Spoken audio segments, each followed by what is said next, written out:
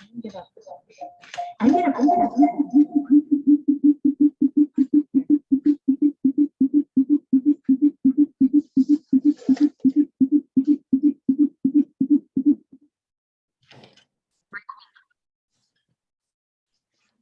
Man, if this one.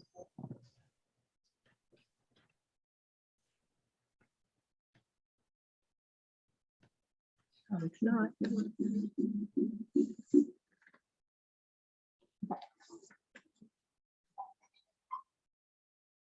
Let me see. Okay, I'm going to plug this into your computer. It says it is screen sharing. Yep. Okay, good. Okay.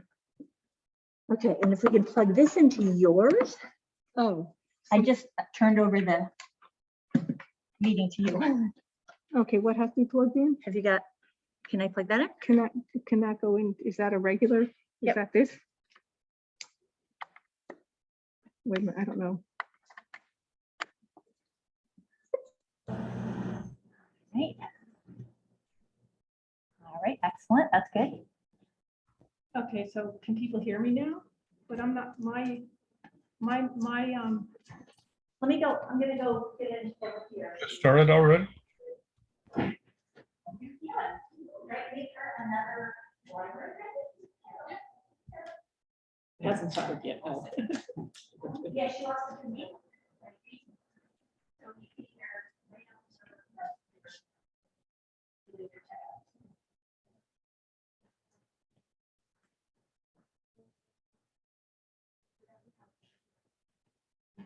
Are you here for the I talk? don't know, I came to something else, all of a sudden, I was in Oh, yeah, you my Sierra back in 69. You just got I back. just got back and the way they build the trails out there, I mean, other places, they have reroutes and different changes, but in the Sierra, it's pretty much permanent. So it probably, the trail probably looks like it did for you. Yes, well, it was pretty well worn, I was going down the Muir Trail. Yeah, well, you might like to listen to this or look. Yeah, well, I'll look at it for a few minutes anyway, that's great. I was a map maker for the Sierra Trail. Oh, you were? If you know David Flowers, exhibit format books. No, this one? No, not this one. That's a, This version is more recent. yeah. The one they originally did. But of course, I did not bring this one. Yeah. It's working, Natalie. And what's your name? My name's Natalie. Natalie. Yeah. So now we just wait until, Boy, the light is so poor. yeah, well, Push that shade back a little. is there any way we can like make it like bigger on the screen? Move that back. a little bit bigger. Oh, okay, it's not like we can just, How about okay, that? yeah, okay, we might as well leave it I alone. mean, if I stack up things, I could bring it even. Let's just, Okay. oh, we stopped it. Yeah. Is it gonna stay down? That helps. Cool.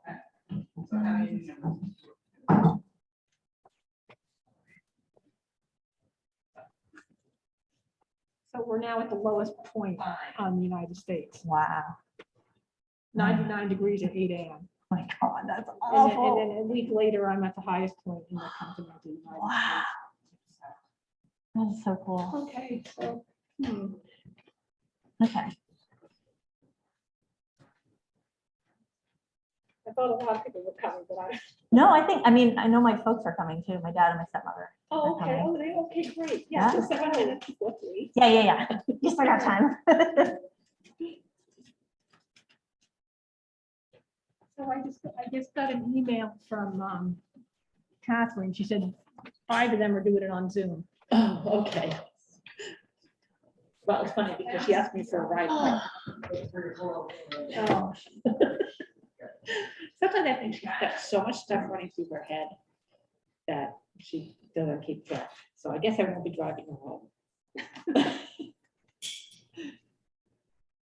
mean, she might have sent me an email, but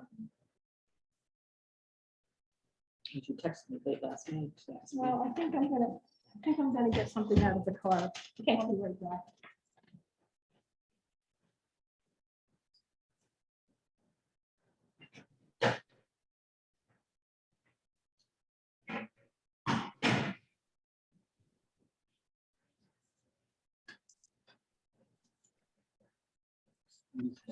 Yes. Correct me, so you- Sevka. You know Sevka. And I went, if you're a Windsor. I'm not, I live in Thetford, Okay. but I have heard of SEPTA. I keep getting them upstairs. Sorry.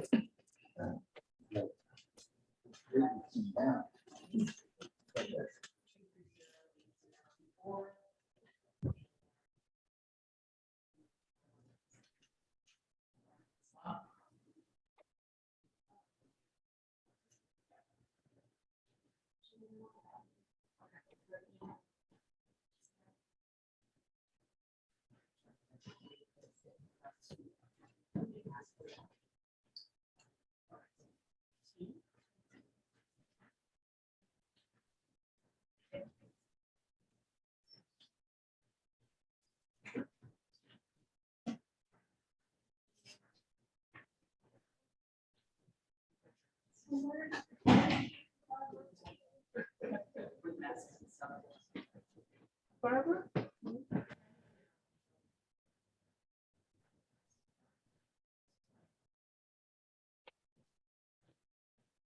Someone has a swollen ankle. Yeah, they're good photos. You wouldn't guess it from the screen It's though. not, yeah, but the Zoom people might get a better. Yeah, with just 3 or 4 people could probably. We'll turn it up. Was there some volume there? Did you just turn the volume? Okay, down? so, I think this is the pre and people, we're just hearing people in the background. You've got the sound turned off on your computer. You want me like to- Let me- What happens if I want to show some stuff? That again. Still got the slashing. Yeah. There you go. Then you can stop sharing the I screen. don't think there's a lot of talking right now. I think No, but I it's heard just, some talking in the background. I right, figured it's mix just of the sound. people. Yeah, I know. Yeah. Make sure this is- Scoot. You want to stop sharing now or? Come on, get out of my way. When we get here, you know we're expecting someone. Okay.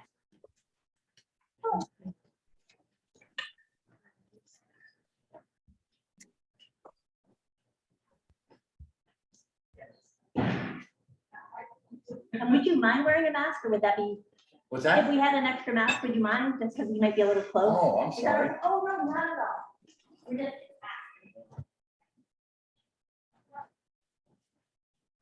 Totally appreciate it.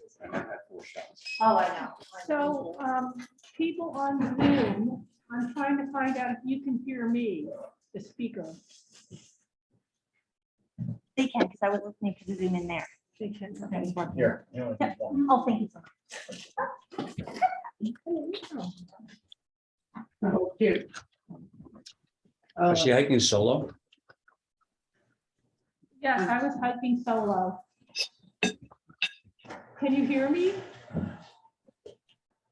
They didn't answer me, so I don't know if they can.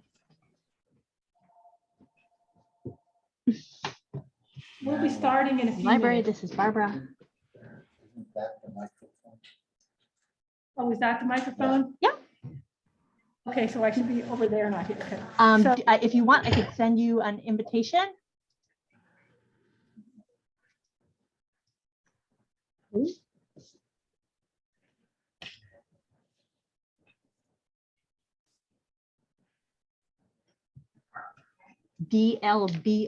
DLBOWE38. So you put Catherine's on Zoom. I don't know if she's on, I can't see the Zoom. Oh. Okay, Text her, okay, see I if she- will send you that invite right now.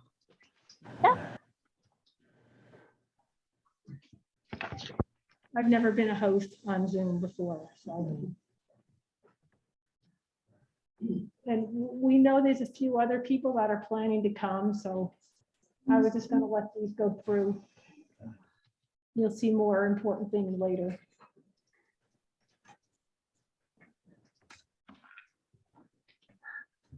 Or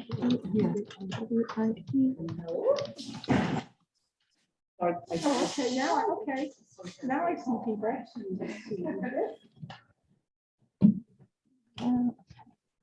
You should be able to text them too, because they're. You want to get up on me like you.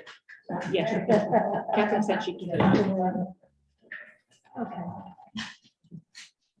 Can she see the photos too? Oh, who's that beautiful woman? Picture. Wow. So just because there was a simple view to it. So now I can see, I think so. I can see some people here. Yep, you have 7 people there as well. I guess we count for 2. And apparently they can hear me. Yep. Okay, she can see the photos too. She verified. She can see the photos. And somebody else just called for the link, so they should be getting on too. And she can hear us chatting. Or you could get started. Okay, how do Do you want me to introduce you or? Yeah, right, so I want, we gotta stop this. Okay, so we can stop the screen sharing. Well, that's not Here. right. Stop I sharing. want to stop the slideshow. It is blurry. Is it just me or is it always? me? It's, My daughter. it's. We can do a little bit. Stop screen share. And then we have to put me on start video. You have a video? Good afternoon, everyone.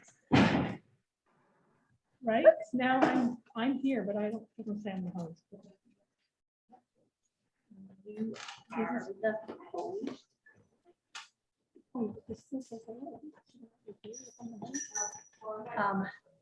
No, that's just showing the library the participant. Oh, should I- how do I- Okay, you want to introduce me? And Barbara Ball, I'm the director of the Winter Library. We are so honored to have Natalie Frost here, who just completed hiking 200 miles of the High Sierra section of the Pacific Crest Trail, and who is very generously sharing her experience with us. We need to organize some chairs a little bit. There's a couple in front, maybe you're able to get through there.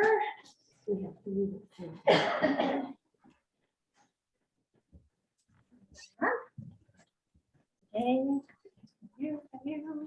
we're good.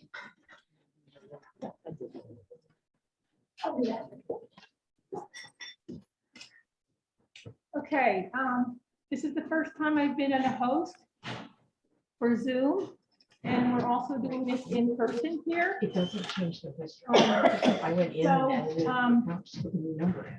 And you And Zoom for people others. see me and hear me. Okay, awesome. Because it's the school that tweeted. Okay. What do you They can, okay.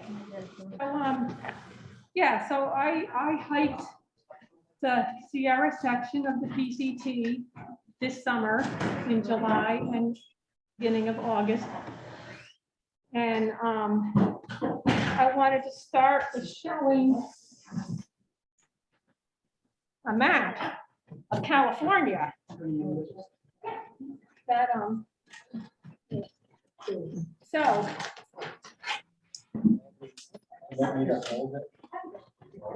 I think I'm fine right now for this, so I'm trying to let everyone see it on Zoom and in person, so the section I hiked was from here, which is kind of north of Ridgecrest and south of Lone Pine, directly west from Bakersfield. And then I hiked up to Mammoth Lakes, which is just south of Reno and west of Yosemite. So this doesn't look like much, but that was 200 miles. And if you think of the long trail in Vermont is 275 miles.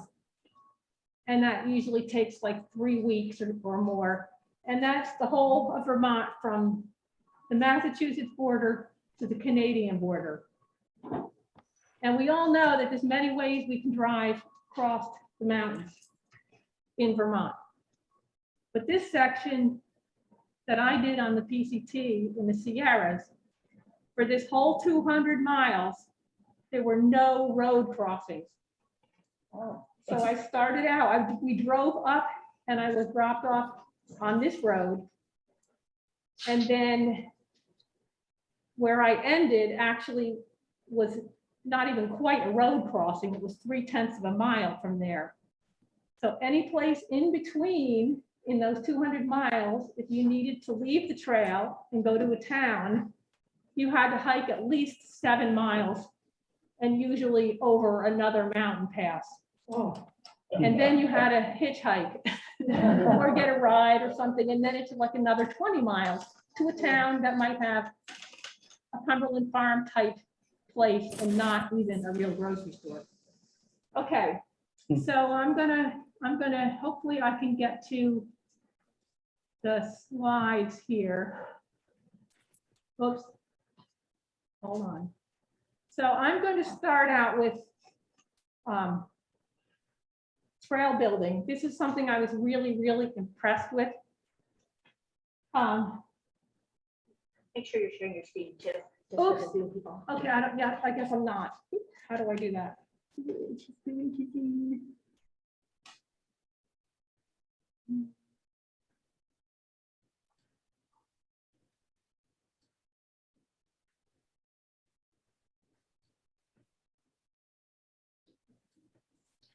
Okay, now everyone can see the photos. So these are going to be my photos of the impressive trail out there. This was actually one of the rockier sections. You can see there's only a few rocks in the way, not like most Vermont trails. Now, okay, how do I don't know how do I move from slide to slide? Oh, so let's get back into. You don't want to be in Zoom, sorry. You want to be in your, where are your pictures here? Okay. Okay, I should be able to do, okay.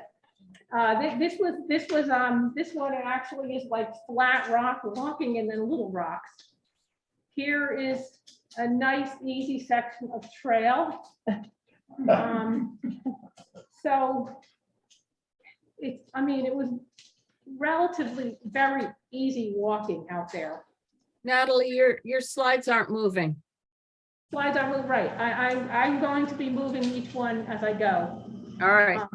They do a lot of rock work, permanently built steps, which are built for horses and mules that have very long legs. So people like us have to like haul ourselves up. Come on in. Oh, here I am. And poles were very useful to lift myself up and over these rock steps. Okay, and this was part of. Natalie, your slides aren't moving on Zoom. Okay, you're not looking at switchbacks now? No, we're looking at the very same What are you slide, sharing the this? very Hold on. slide you Okay. started us off with. Got it. How do I do, okay. So you want to turn? Oh, it should be on green. Okay, yes. Up there. No. Come on. But- Or is it only the photo?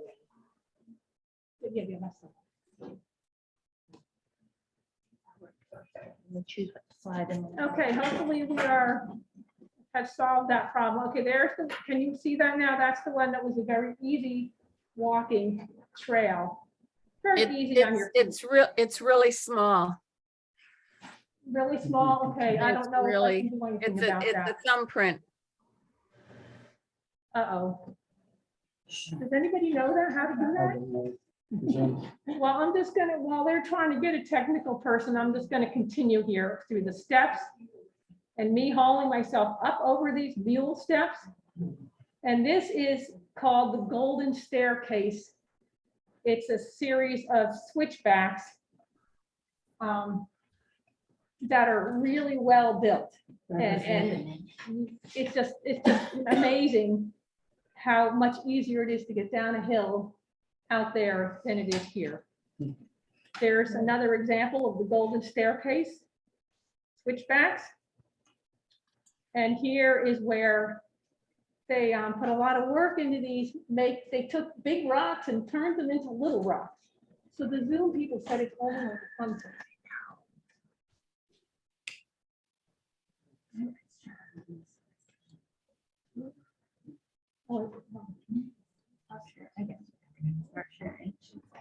Sorry, people.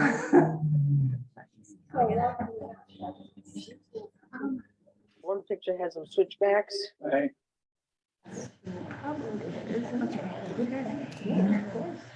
And then you need to know which one would be the. So maybe, maybe I need to put it in. Select Windows? No.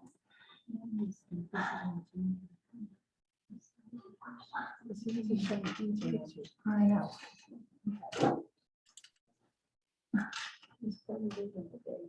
All right, I'm a little. Oh.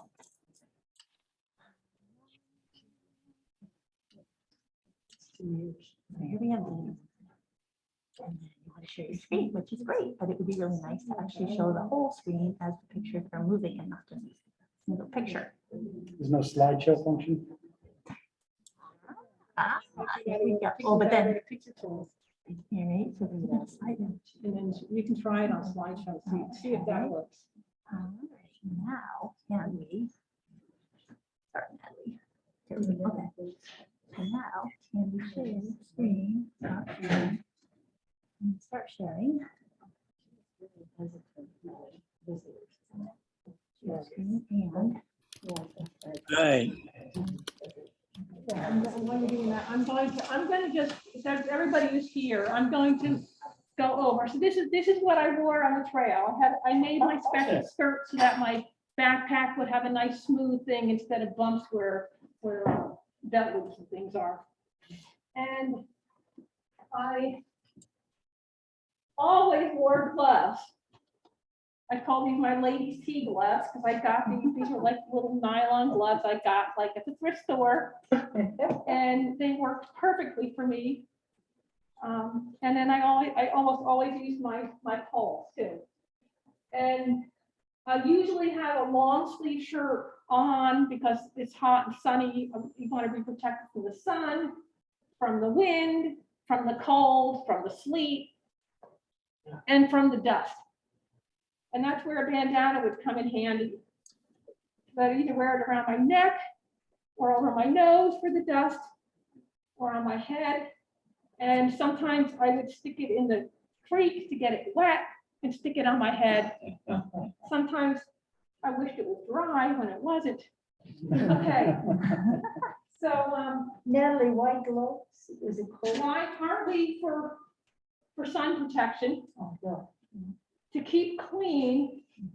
I mean, I don't usually complain about dirt, but out there, it is very dry. And every time you step, you make a dust cloud. And not only is the dust cloud behind you, I found out when I was hiking with a headlamp, that you're actually making a dust cloud in front of you, so you can't get away from your dust. It's awful. Everything, within 24 hours, all my new clothes look like they've been rolling in the dust for weeks. Headlamp, you walk it. I walked at night, okay, and then in my pockets. So these are the things I always had on me. I always had a whistle. Oh, and I also wore a hat. This was my hat this time. Which really keeps out the sun all around. I really like that. And then I could put it in different configurations. So I always had a whistle on me.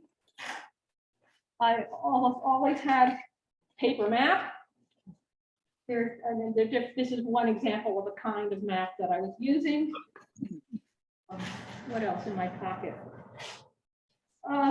My little toilet supplies. You always carry these around with you. And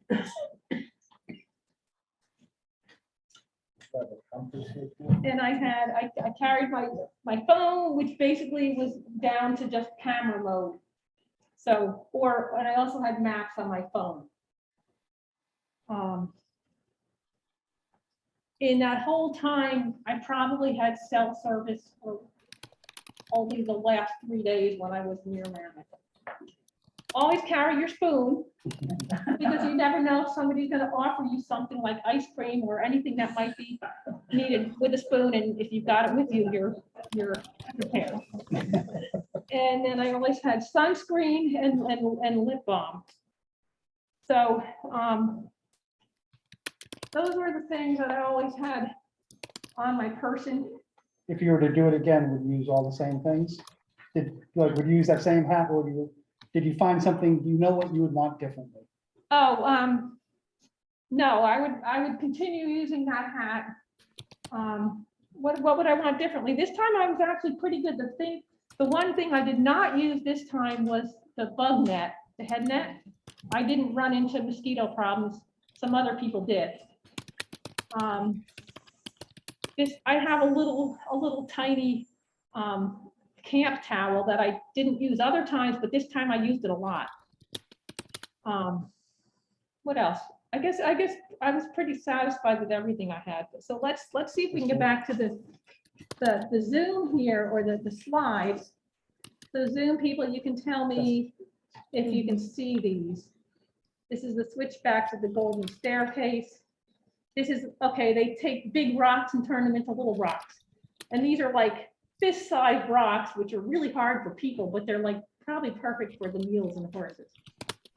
But it was still impressive. If you can see all the work they did in there, moving all those rocks. Oh, and this here is an example of drilling, because when they made this trail in the early 1900s, they did a lot of blasting and drilling, so you can still see evidence of that. But nowadays, a lot of these areas are in wilderness areas, so they probably are never going to be able to do that kind of work again in those places. Okay, more stairs. As a trail crew with their heavy duty hand equipment, this was actually an AmeriCorps crew out there. Here they are actually turning those big rocks into little rocks by hand. And this was another section of very easy trail. That's the end of those trails. Let's see if I can get out of this without losing anybody. Okay, so, oops. Uh-oh. Okay. Well, hold on, because I wanted to get back to, when I practiced this the other day, we didn't have Zoom on. Okay, I don't know how I get back to my screen. Oh, so you want to stop sharing, or? I did somehow. Okay. Well, she stopped that album. Yeah, but I And then want to get back to then my got out. screen so I can show you the album. Oh, okay, cool. But somehow it's got a picture still showing it. Oh, maybe I have to do this. Maybe I have to do that.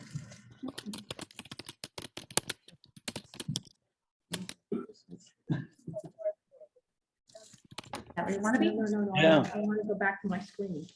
Okay, here we are. Okay. Now we get to, okay. So when I started the trail this time, I started at 6,000 feet. Oh, let me get to the other one. Hold on. And I was very quickly up to over 9,000 feet for most of the time. I want to show you this on the maps here.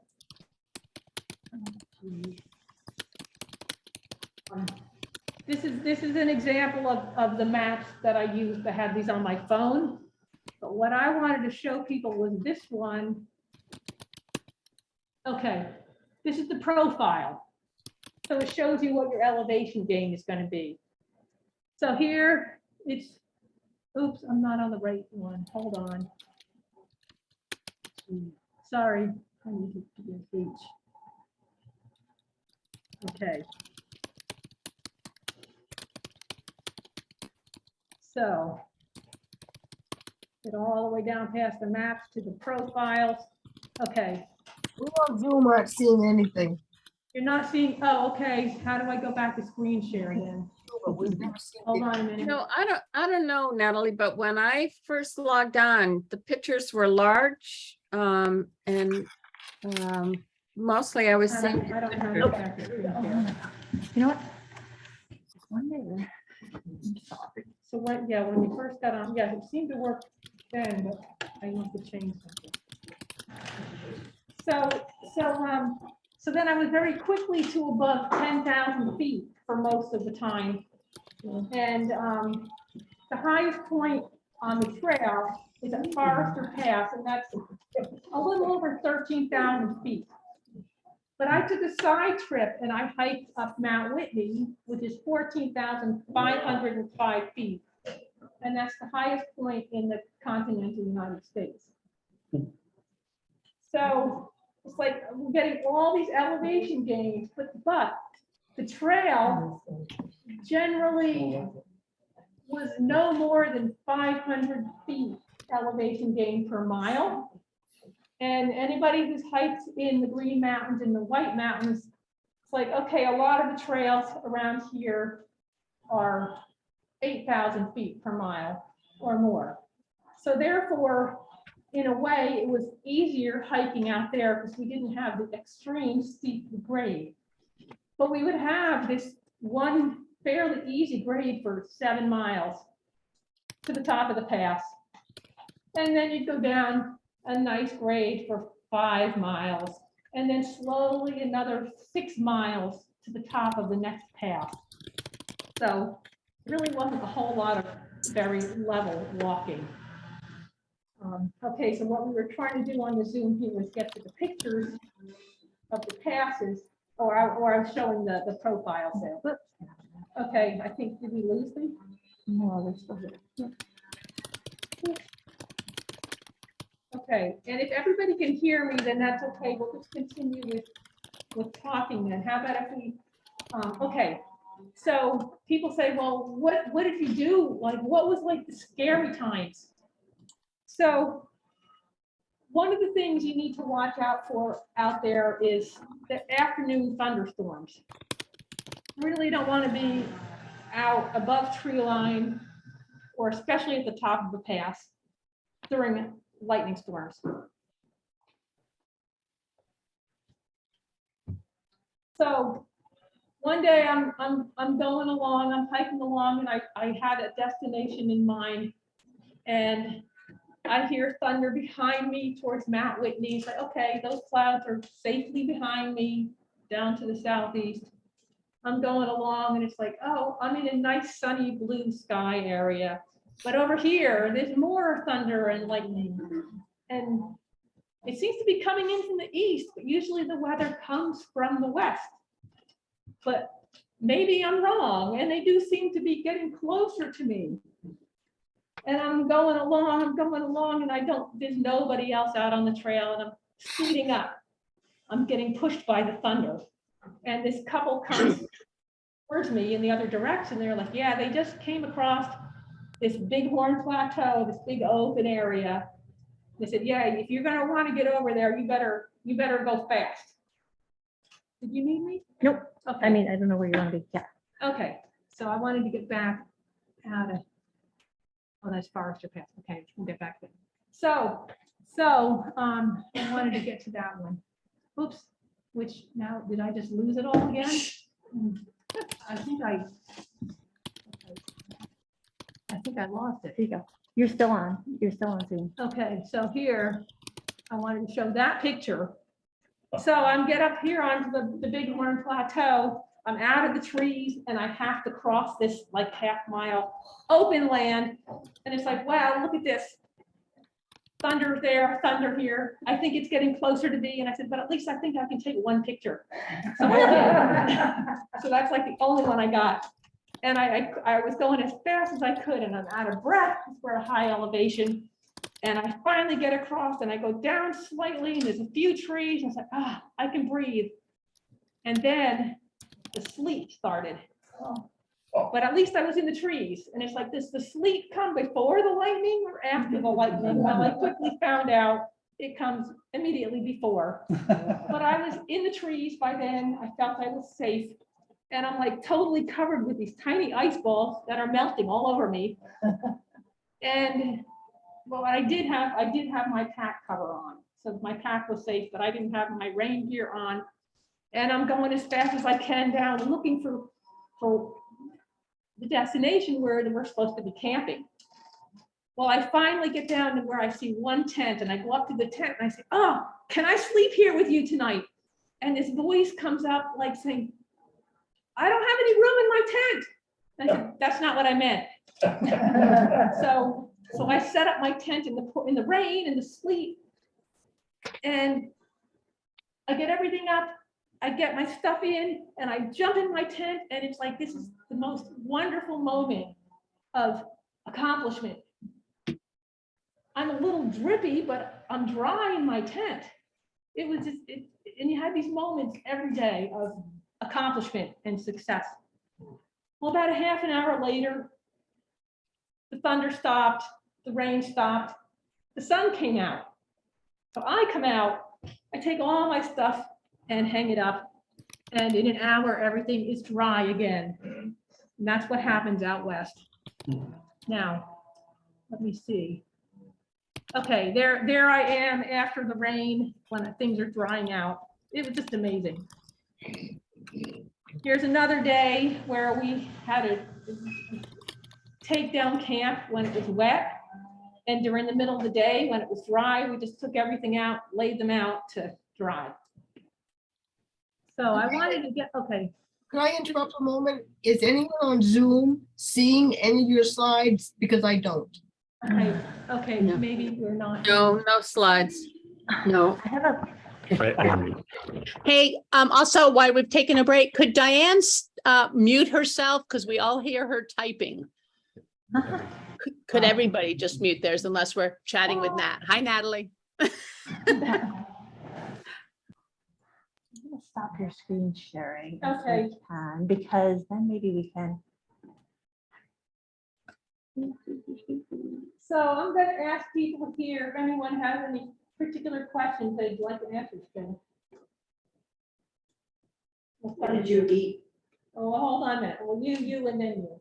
No, I was wondering, like, there's not a lot of trees, so you have a strong possibility of being up above the tree line for a long period of time before getting to any shelter. Yes. So what do you do in that case? Well, okay, so talking about, I just wanted to address shelter first. Here in the East, we're used to the AT having lean-tos and shelters on them. Out there, there's like nothing. You're totally dependent on your own tent or Well, I just whatever. mean like you a brought. tree or just So- getting out of a Right. storm. So you keep an eye on where, you know, what time of day it is, where trees are gonna be or not, and what you're, you know, are you going uphill or downhill? And it just seemed like, okay, I got to the top of the pass like it was like noon. It wasn't that late. And I sit down and I'm looking this way and there's a guy behind me and he says, "Oh, I don't like that cloud. We better not stay here very long." And I was like, "Oh, I can't even stay here for 5 minutes because of this." But I saw a cloud here that didn't look bad. I saw a cloud there, didn't look bad. So I get up, I sit down for 3 minutes, trying to eat lunch in 3 minutes. I get up, I turn around and there's this huge black cloud. It's like, we better skedaddle. So yeah, that was a time where it was like, I was at the top of the pass and I was practically running down to get to trees, to get to lower elevation and to trees. So, and then I actually caught up to these other people and then it's thundering, it's coming closer, it's getting darker, and we made it to a destination and we're putting up our tents and it's like, I don't have time to find a nice spot for me. I was set up right next to these other people because we were like being pushed by the storm, which I did have pictures of that one more. Okay, so you're always aware of shelter or no shelter, and it also pertains to shade. Some of these pictures, I was like just sitting under a little bush. That was another thunderstorm day. I'm trying to find that particular one. maybe I'm not gonna find it. Yeah, you got me. when we Okay, get to it. yeah. So, okay, so Mike, you had a question? Yeah, I have a question about lightning. How did you respond? What did you do if you got caught under lightning? What would you do? if Well, you the couldn't- most time I really got caught was the one I told you about, where I took the picture. And I just went as fast as I could to get it, because I knew I was like going up to this open area, but I thought the lightning was far enough away. But I just happened to arrive at the same time the storm did. So I pretty much tried to not be up there when that happened. And but sometimes you couldn't tell, because one time I'm going along and there's this beautiful lake. I sit down at 10:30 in the morning. It's nice and sunny. I thought I might jump in and go swimming. 5 minutes later, the thunder comes in. So no matter what time of day I sat down, there was usually some kind of weather. And this summer, there was a lot of weather like that, and more rain than like normal. So did you change your behavior when there was lightning or just continue? Oh, basically what I like to do was get up at first, as soon as it was light enough to not need a headlamp to leave camp. So that meant in a lot of times I was hiking like at between 5:15 and 6 a.m. Because then I could get more in before the afternoon. You know, more miles in. Get closer, because the later you start, the less leeway you have. You had a Zoom chat too with somebody asking if you ever encountered an animal, a dangerous animal, what you did. Oh, okay, well, probably the most dangerous animals were, okay, one of the days was I was at a campground for 2 days, and I'm laying in my tent, but I didn't have it zipped up. I'm just like relaxing in my tent, and I feel something running across over my legs on the sleeping bag. Well, it was these pesky little chipmunks.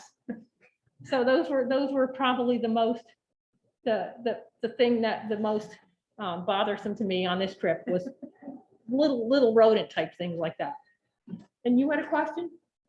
I wondered what you were eating as you went along, Okay, since people couldn't see pictures. yeah, so, but I just want to talk, can Zoom people see this picture now? So they can sort of see it, it's, Okay. because your camera is pointing to that, so if you want it to point to you, just point your screen to you. Okay, so you can kind of see this picture was, I'm surprised nobody asked about forest fires, 'cause that's been a big issue in the summer, but this is at the top of Muir Pass, one of the taller passes, like I think it's 12,000 feet, and we're looking north, and that's all smoke from the Yosemite fires, which at that point was probably like 100 miles away. And then people that were hiking up towards us, because they had more smoke a little lower, were actually wearing masks like these to protect from the smoke. But that's about the only day we actually had a lot of smoke, fortunately. Food. Well, other wildlife. This was like Dutch, did you? this was like at like 10,000 feet on this roaring brook here, and here comes this family of ducks. Okay, this is where it's like, okay, you take any shade you can get. I felt like a little mouse under this tree, but it was the only shade that I found in like an hour, and I was desperately hungry for lunch, but I didn't want to stop unless I had shade. So that was my shade. How hot was it? Like what temperature? Oh, temperatures, probably air temperatures were probably no higher than 80 degrees, but the sun is extremely hot. So it always felt like it was like 100 degrees out. What was your low extreme? The low was probably around 40. But I didn't take any chances. I always slept with my water filter because you don't want it to freeze. My water filter, my phone, and a bottle of water. They were in the sleeping bag with me. Okay, so now that I'm all discombobulated here. Okay, food, yes. I don't want to go back to the main screen to find these. Okay, so we'll go to my backpack and I'll take some things out. How much did it weigh? So get my pack. Okay, right now I weighed it just before I came down. It was about 27 pounds. I have a little bit of water and I have probably like 3 or 4 days worth of food in here. Hmm. Which.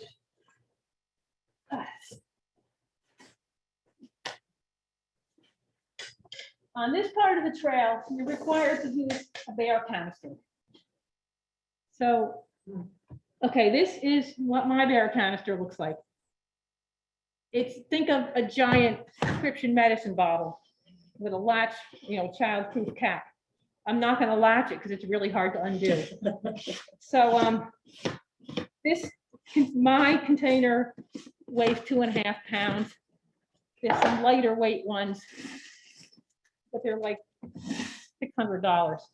So I have an assortment of food. So I did a lot of my own food where I dehydrated a lot of beans and rice type things for meals. And then you get out there and then you're down to eating instant oatmeal and a little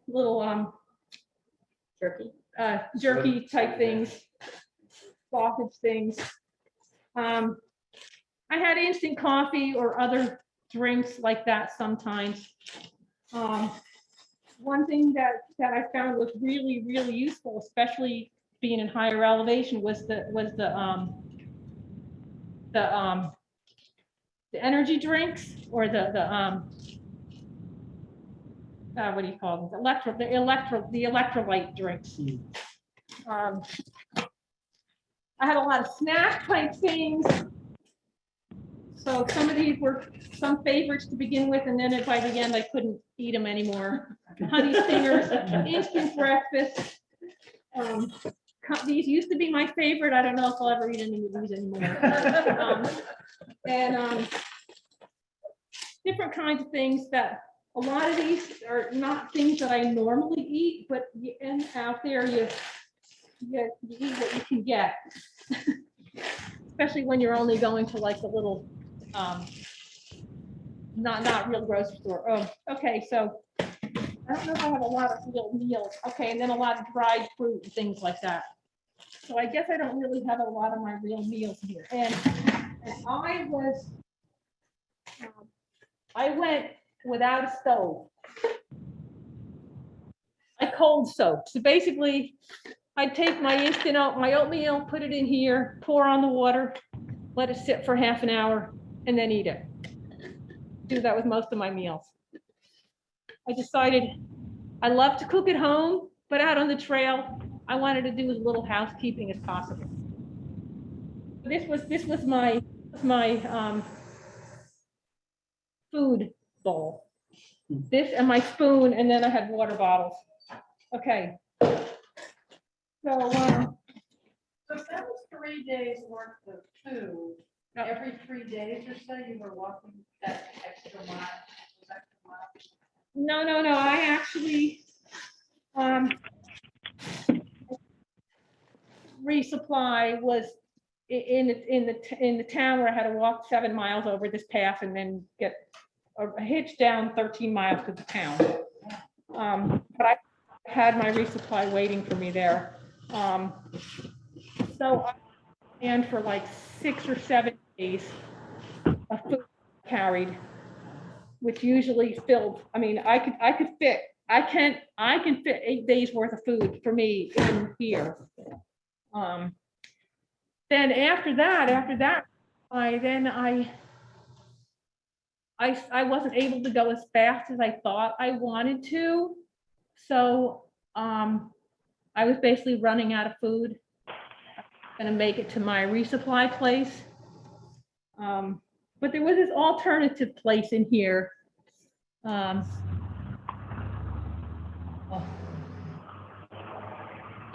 So I stopped there and got more food there. When you say resupply, did you order food and then somebody dropped it at a spot that you could pick it up, or? Okay, there's different ways to do it. One is someone had dropped off, had left food for me in this one town. And then somebody else who had dropped off the trail, I was going to pick up his resupply that he had sent to himself at this other place. So I basically inherited that one. Or I'd go to town and go to the grocery store or the little gas station store and find whatever you can get there. Or other people had their resupply and they're like, oh, I can't eat this anymore, or I have too much food to fit in here, and they put it in the hiker boxes. So I wanted to get there to show you that. So, okay, this is the one place where I stopped. And this is where people could mail themselves their resupply to here, but the way it got here, this place was like, the post office was like 96 miles from here. Then it had to come up by truck, and then it had to get on the ferry across the big lake, and then it had to come by mule to here. So, and then there was, and that's not where I was planning to be. I didn't have food. So here's these people with their resupply, and they're sorting things out. And what I ended up doing here, okay, this is the hiker box. This is all the leftover food that all the rest of us could either, contribute to or take from. So this is how, that's how I resupplied myself that time there. There's another question. The other hikers were always sympathetic, or if you had hikers that you kind of weren't so sympathetic or a little scary, or? Okay, well, it's interesting because the people that are out there hiking, most of us sort of have this instant trust. And I don't know if that's always a good thing, but you always have to be aware just in case. And on this trail, this hike, there was nobody that actually got my hackles up. On other hikes there were, and I just either made sure I was with other people or did not stay around this particular person. So, and usually people help each other out when you can. So, yeah, so somebody one time they had no water and I had water, so I shared mine. Kind of things like that. Okay, I wanted to go back to so besides thunderstorms, one of the other things was water crossings. So here, this one is not my picture. This is somebody else's picture, and that's very dangerous fording. Look how deep it is on these people. And they're helping each other across. But when I was in a similar place, this is what it looked like. We only had it ankle deep. It was kind of wide. There was a little bit of a current, but it was totally doable. And I didn't have to deal with dangerous water crossings. But then your shoes are all wet. Okay, so You're not going there. So you saw there wore their shoes. This is me. This is what I had. I had water shoes. Oh, so you're taking that. So these were actually heavy, on the heavy side, but I didn't want to have to deal with dangerous fords. So I got really good shoes that were not going to come off me, and fords the whole time. Or rock hops, which you're not hopping, but you're just stepping stones, or little bridges. So this is the one that was just there. Basically, this is a very well-known dangerous crossing, but for me it was fine. So a lot of places there were bridges, which bridges I was impressed with because these are really well built. But you got to remember they're built with horses and mules, and horses and mules that are carrying pack stuff and people. So at some of these resupply places, we could charge our electronics, that was a big deal because everybody uses electronics now on the trail. Okay, oh yes, and then there were a few places where we had the luxury of hot springs. So wonderful. Some were wild, sort of wild, like just holes in the field. And then there were some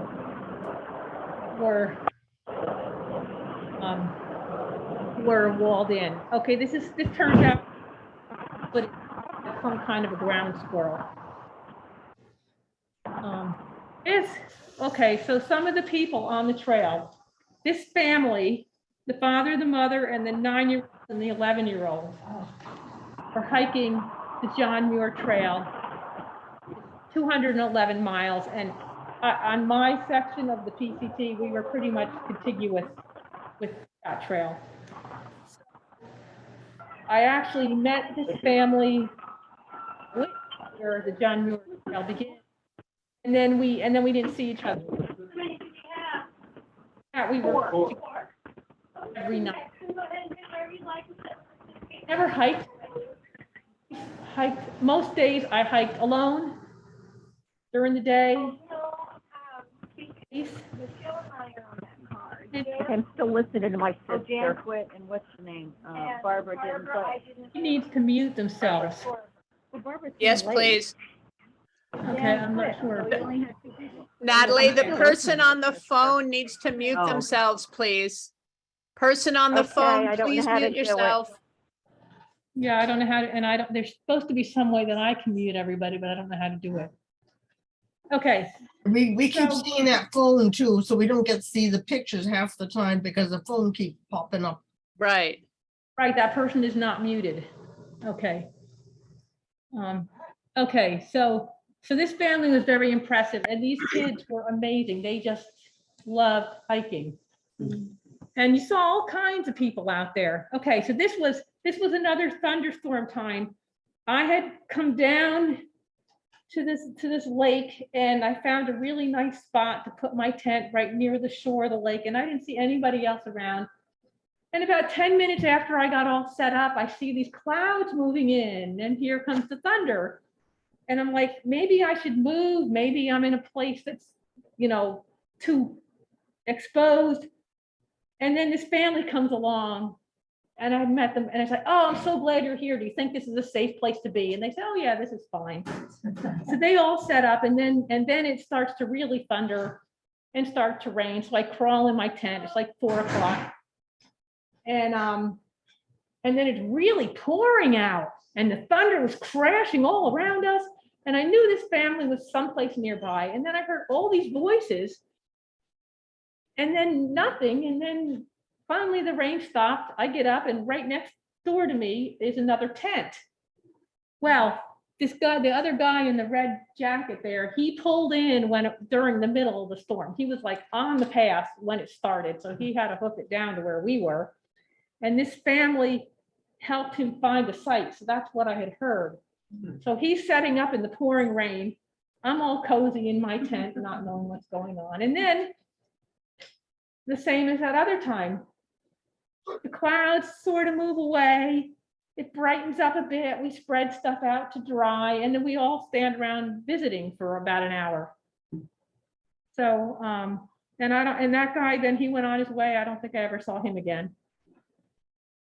But I saw those people. Okay, here's another water crossing with a little tiny log bridge. Okay, just some scenes here. This is an example of a blaze on the trail, pretty much grown in, but you didn't really see too many blazes on the trails out there. And this is actually distinctive because I saw a lot like these in Oregon. Basically, it's a short one over a long one. And it's growing in. Okay, here's obstacles. So that was another thing. Sometimes you had to be careful where you put your tent because there might be a lot of standing dead trees and you don't want to be under them. But this one landed right in the trail.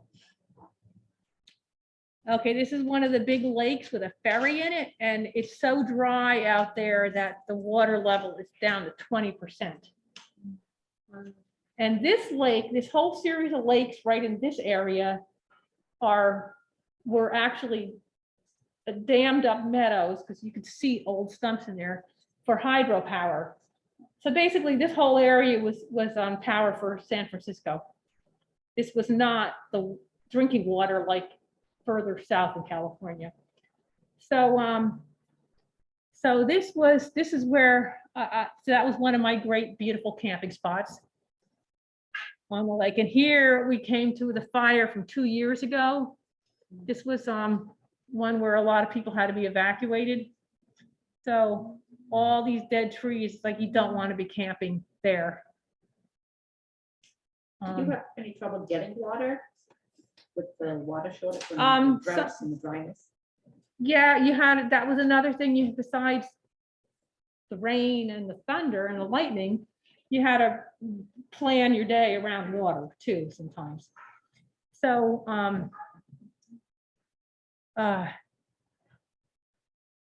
so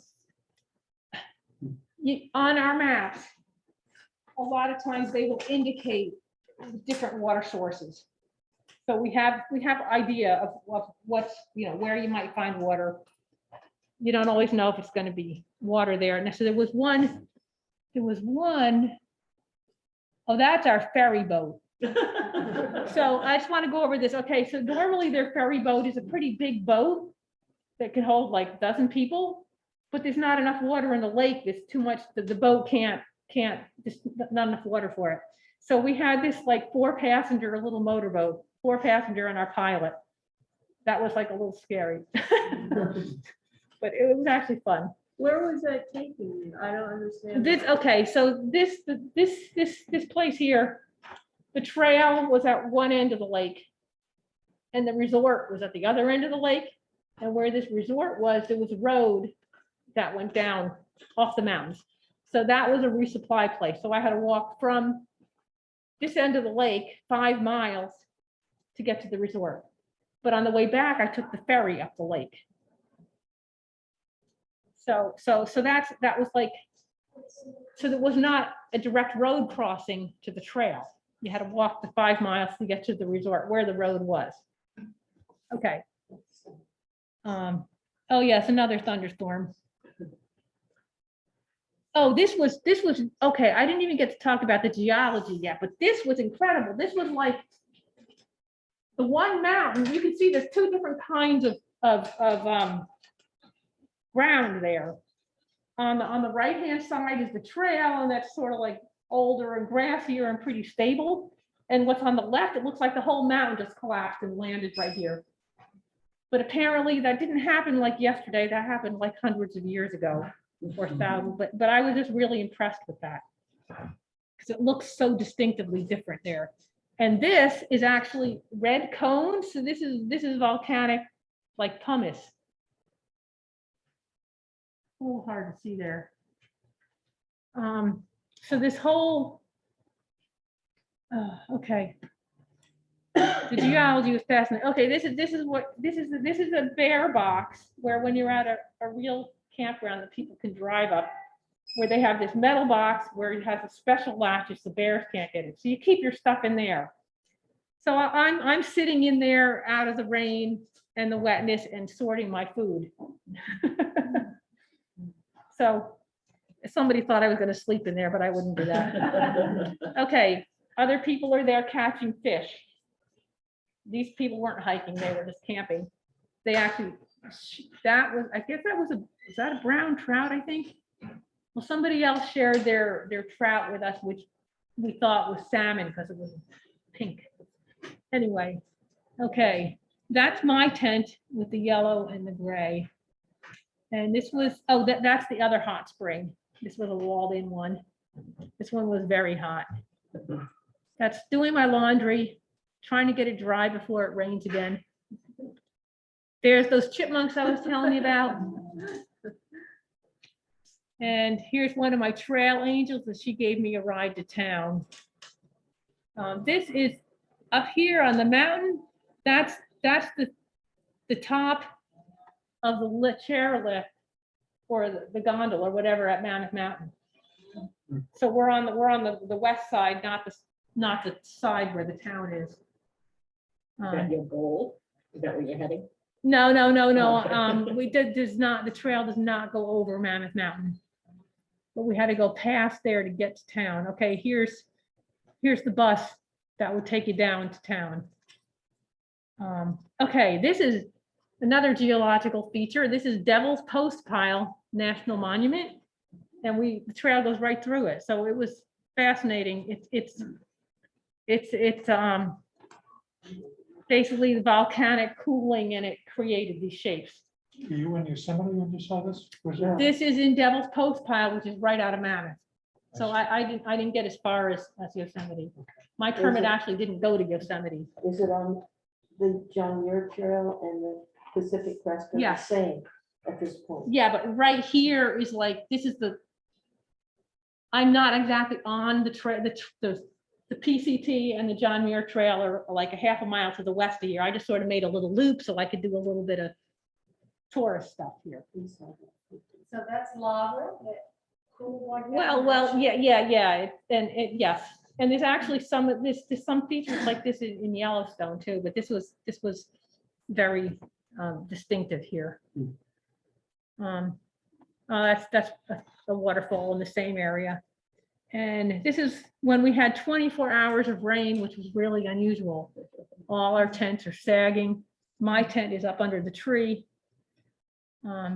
Okay, here's another, this was during that rainy day, so we're trying to hang out in a little store.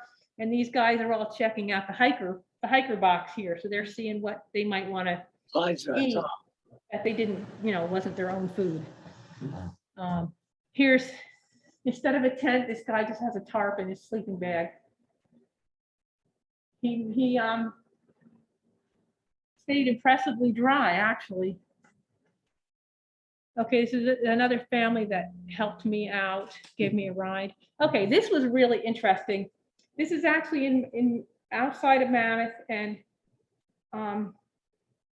these trees used to all be alive like in the 1980s, and then there was some kind of like an earthquake type of a thing or something, and all this, I think it was carbon monoxide, all came out of the ground and killed all the trees, and even people were getting sick. So,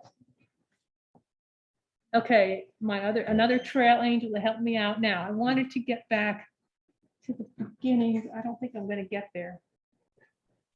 Okay, so this has sort of been like a ramble here, but it's all a ramble when you walk in the woods, right? And I pretty much, some days I did like 15 miles in a day, which was, I thought I'd be regularly doing that amount, but then basically I ended up doing more like 8 to 10 in a day. That turned out to be my comfortable pace. A lot of it had to do with elevation, because that for me, it affected my breathing a lot. So I had to always be like, when I was getting to higher, like in the beginning, with anytime I was over 10,000 feet, I found out if I ate a whole meal, my body was not happy. So I ended up, sometimes I would put myself on a 15-minute feeding schedule. So I'd hike for 15 minutes, then I'd stop for a minute, take a couple sips of water, couple of bites of food, and catch my breath. And then go on for another 15 minutes. And that it actually worked really good to be like pretty rigid like that. And when I was doing Mount Whitney, which is over 14,000 feet, I was down to 10 steps, every 10 steps, and then pause for a minute and breathe. It took me a really long time to get up, but every 10 steps, when I stopped and paused, then I could look around also, get some nice views. And other people that went up quicker than me, they're like, oh yeah, I was getting stomach aches, I was getting headaches. Say, okay, I kept that under control. So, Natalie, I'm so sorry, but we have to.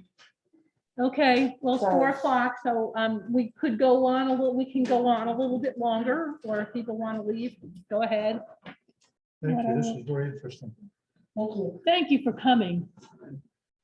I just wanted to show you. So did you try to acclimate when you went out there? I- You started at a yes, higher I- elevation than I, here. the first place I started, I stayed there for 2 days, 2 nights and 2 days at 6,000 feet.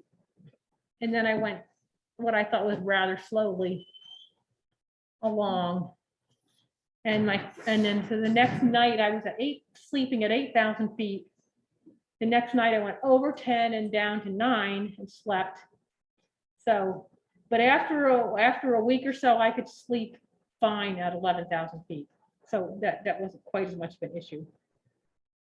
But as soon as I got to a point of like pushing, my breathing would start getting, I'd be panting, then I'd have to slow down and control how I was breathing. So that never really went away the whole time.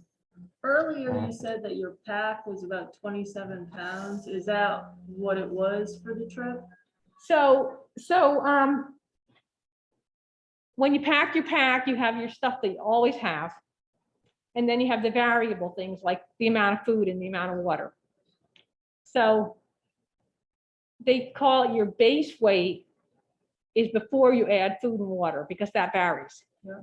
So my base weight was like 18 to 20 pounds. But then when I had a full 8 days of supply of food and had to be carrying 3 liters of water, that was over 30. So I tried not to, there weren't too many days where I had to carry that much water. So if you happen to have all your food and all your water on the same day, you're kind of out of luck.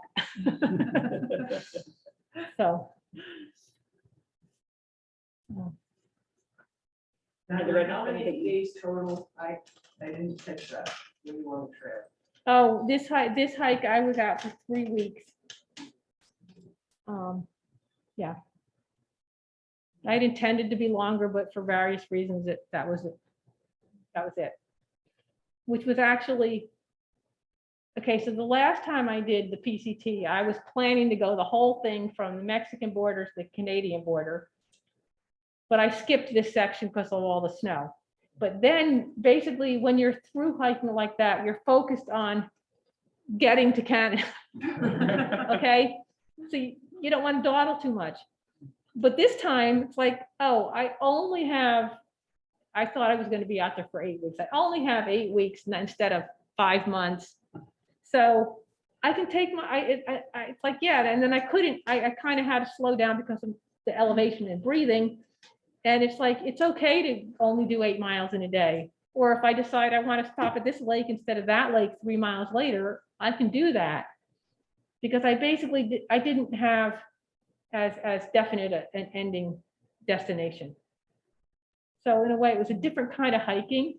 And I was actually, most of the people that were through hiking, ending to Canada, had already come through a month before me. So I didn't really see any of those people. Actually, I rarely saw any PCT northbounders. They usually went past me by the time I set up my tent at 4 o'clock in the afternoon. They hiked until 9 o'clock, so they all went by, and I never saw them again. But I was on, remember, with the John Muir Trail. So there were a lot of people on that. Like this family, they were on it going the same direction I was. But there were it seemed like most of them were going southbound, so they passed me. I'd come to like the rush hour of all the southbounders, and like 20 of them would pass me in an hour. But then I'd still be on my own, And then there were a lot of other configuration of trails, like people would go out for. There was one called the North-South Loop, which was like a 50-mile route that people did, or there were all kinds of combinations of how people were hiking the trails. And all of these need permits, which is sometimes a determining factor on what you're actually hiking. Because if you can only get a permit for this, then that's what you do.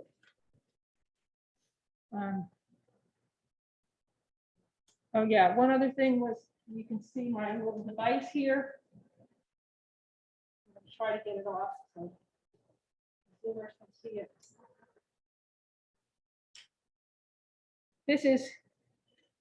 This is a Garmin InReach, which is an SOS device plus a satellite communicator. So to err on the side of safety, I invested in this, and I never did need to use the SOS part, but that's always a possibility. And then it made it possible to like make satellite calls to family members when there was no cell service. And then they could also keep track of me. I mean, basically this was every 30 minutes, this was telling people where I was. So I felt like a little mouse under the microscope. But it was kind of nice to have. And So instead of where's Waldo, it's where's Natalie. yeah. So Natalie, the last time you gave here, was that the rest of the PCT or was that the AT? Well, I think I did the AT. I think that one was at the church. Oh. And then I think the one here was probably about the PCT. Okay. I can't remember. It was. Okay. Yeah. Okay. Where to next? Well, I only did 200 out of my 700 mile goal. So probably next summer I'll be out there You'll go again. finish it. Good. Yeah. Or maybe not, but yeah, I'd like to finish it. But and other people say, well, are you going to do the Continental Divide Trail, which that's the third of the Triple Crown, and I don't think I'm going to do that, but who knows? If you know anybody that wants to hike there and needs a partner, let me know. When you go back, would you do anything different? Would I do anything different?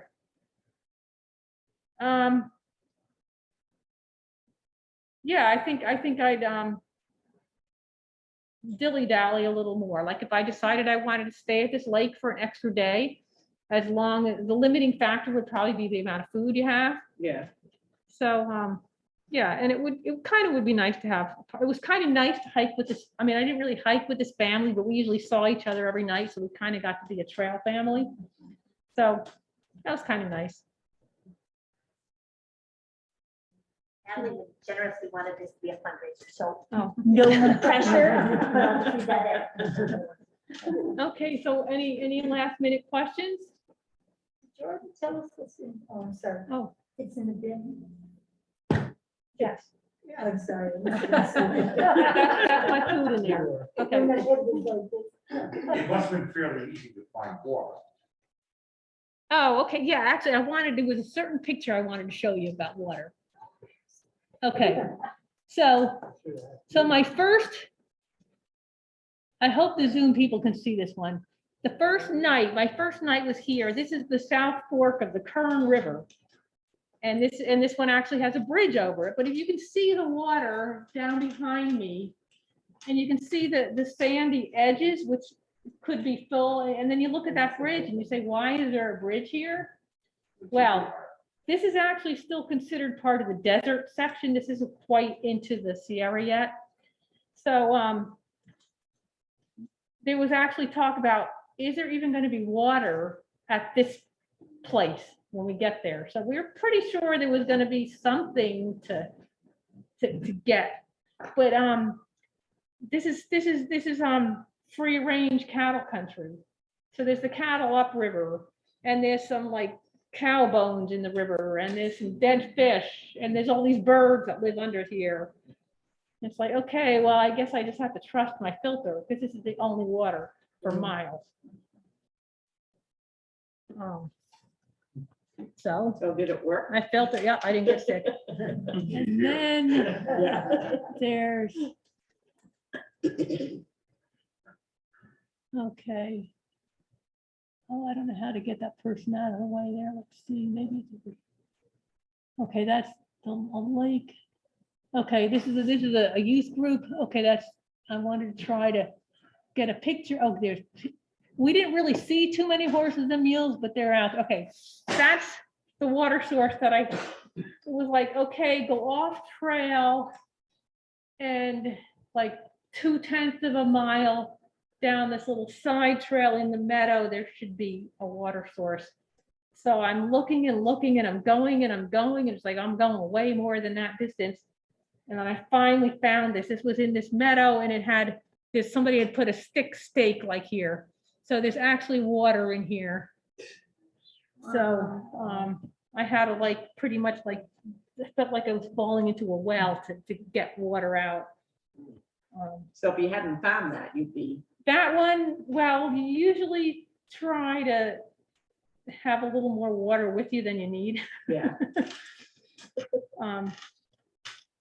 Yeah, so this was probably this after the first 3 days were pretty much the desert, so you had to be really careful about the water. After that, then I was in the Sierra, you usually have, there's plenty of water. And no dangerous fords, so it was perfect.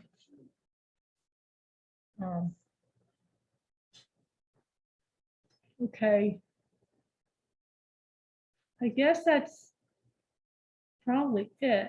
Let's see, did I show you me on top of Mount Whitney? Maybe, yep, there we are. So, and Mount Whitney was, it was incredible. So, yeah, so I'm heading north here and you can see the morning sun just sort of coming through those little notches. Oh yes, this is right. I did this by headlamp. I left at 1 a.m. And it turned out it was a full moon night. Where's the picture of the moon? Yeah. And after about my first hour, I'm like all alone. I thought there'd be all these people. So I'm out there with my headlamp going along this trail, like, you know, where is everybody? Because other people had left because they wanted to be there for the sunrise. And then a few people, I could see their headlamps bobbing along behind me, and these four guys came by, and then they went up, and then when they were coming down, they passed me. I was still going up. But my headlamp died at about an hour, but the moon was full. I had the most amazing night. I didn't need my headlamp. And here I am high up on the side of the mountain with the moon starting to set. So this is Mount Whitney. About what time is it? What time? By this time, this was probably like 5 o'clock, 5 a.m. I think I got to the summit like at 7. So that's almost to the summit. So if you guys just wanted to hike Mount Whitney, you would get a permit and you would start from Lone Pine and go up from the east side. You would be hiking west up to Mount Whitney, up to Whitney Portal. So we on our trail was to the west, so we were hiking east so you guys would have been coming from the east up. We came from the west up, we met here, and then you continue along the ridge to the summit. So my permit did not allow me to go down out of Whitney Portal. I had to go summit Whitney and come back to the certain place where my tent was in one day. It was 14 miles, and I did it. So I got the highest point in the continental United States. So this is actually like the moon. This is looking west. This is sunrise looking west, which was really interesting. Now, what's the purpose of those passes that you have? Having a permit and a pass is basically crowd control. Yeah. They limit how many people can be out there. And is it like a time frame, so they're trying to keep track of who's out there? Well, there is, but it can't be that strict because especially if you were through hiking, like if you were on the John Muir Trail, which is a 3-week thing, yes, I think you have to, I think that's your start date and your end date are fixed. Some places you have to actually say where you're going to camp each night, but I don't think along any of these you have to. If you were like in Glacier National Park, you have to say where you're going to be each night because you basically have to book your reservation for that campsite. So if you didn't show up, let's say you have the Whitney for the one day, and if you didn't show up, does somebody say, well, you only have one day, we need to go back far? Oh, no, mine wasn't that rigid. Mine was Okay. basically, I had a camp at Crabtree Meadows, and I had to do, I couldn't camp on Mount Whitney. So I had to go from this point up and back to this point with my permit. But if the weather got really bad or it was just right. too much, would you you wouldn't get in trouble for like, okay, I need to stop here because I can't go any further. Well, I wouldn't have gone up. Well, no, but later that afternoon with the thunderstorms, I was down by 2 o'clock and then thunderstorms rolled in at 3. Right, but if somebody did change them, for some reason they had to stop. What Well, of course, there's always an emergency. right, did they look at them because they're not showing up at the time they said they were? Or Oh, did they just- I don't think anybody scrutinized Okay, that. that's what I was wondering. Not as far as I know, so. Our to you, little girl.